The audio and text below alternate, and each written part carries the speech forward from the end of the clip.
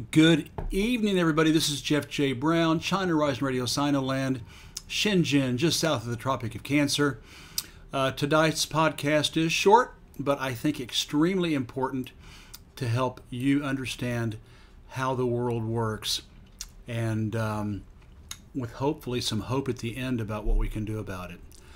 The West's false flag addiction is slowly getting exposed in the media. A Syrian follow-up. Again, go to the original YouTube video, the original SoundCloud recording, or China Rising Punto Press, Punto Press.com. Click on the blog link to get the original article with all of the hyperlinks and the visual. And the visual caption says, RT with an op-ed article headline using the term, quote, false flag, end of quote, for the first time they have ever done so, to the best of my knowledge. Here we go. As a follow-up to my previous article on Syria, it may seem trivial, but something very important happened this week. For the first time that I know of, RT, the award-winning news outlet, posted the term, quote, false flag, end of quote, on its website.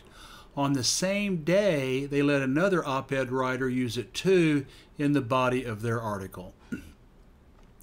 Currently, virtually 100% of the media, mainstream media, censors false flags with relentless zeal, which is understandable because they are mostly bought, blackmailed, and extorted by the CIA. But I have always bemoaned how alternative real news outlets have been browbeaten and cowed into the CIA's conspiracy theory narrative, forgetting that it was the CIA that invented this term in the first place.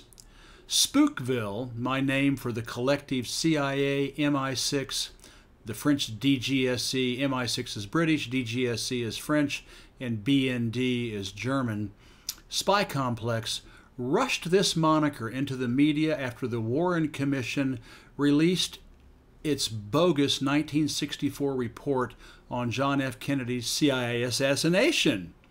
And even Joe and Jane Sixpack knew rotten CIA fish when they smelled it.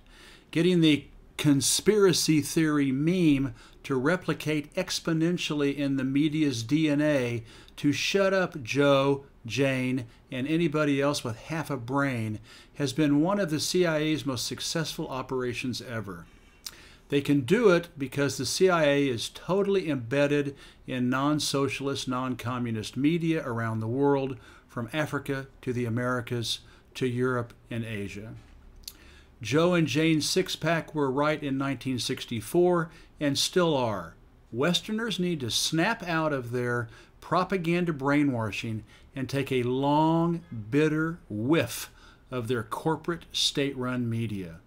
If we take Benito Mussolini's definition of fascism as the marriage between government and business, then the West has been fascist since the 1880s, with the founding of conglomerates, corporations, cartels, and trusts spanning imperial colonies around the world.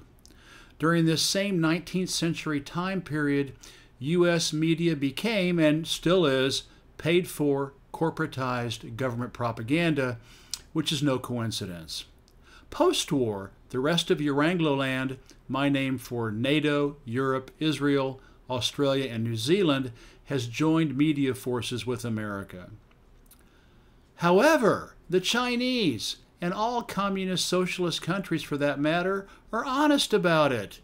Yes, we control the media in order to provide economic stability, social harmony, national progress, and development, not to mention to also prevent Spookville hooligans from trying to overthrow our government and destroy our way of life. Western governments, Wall Street, the military-industrial complex, and Spookville, through their collectively owned mainstream media empire, do what they do best: relentlessly propagandize the big lie and pulling off false flags like they were popcorn to keep the masses scared shitless while pushing them into eventual police state serfdom, a process that is now beyond the tipping point. Sounds like fascism to me. Just ask Mussolini, Adolf Hitler, and Hideki Tojo. Better late than never for RT. Other sources have had the courage to speak truth to power long before. Press TV has written occasionally about false flags, and I have been on their news programs talking about them. False flags are Kevin Barrett's main mission at Truth Jihad, where I've also been on several. The Greenville Post, where I'm an editor, has for years not flinched from reporting on false flags, nor has right here China Rising Radio Sinoland. This is by no means the complete list, which is encouragingly growing. In the second book of the China trilogy, China Rising, Capitalist Roads, Socialist Destinations, I did a complete expose on 3 historically important Western false flags to underline their importance in Western, quote, governance, end of quote, and how they have and continue to alter the course of human events, all for the worse. Even a few brave mainstream personalities get in the act. Ron Paul, a former Texas representative, bravely talks about empire and its use of false flags.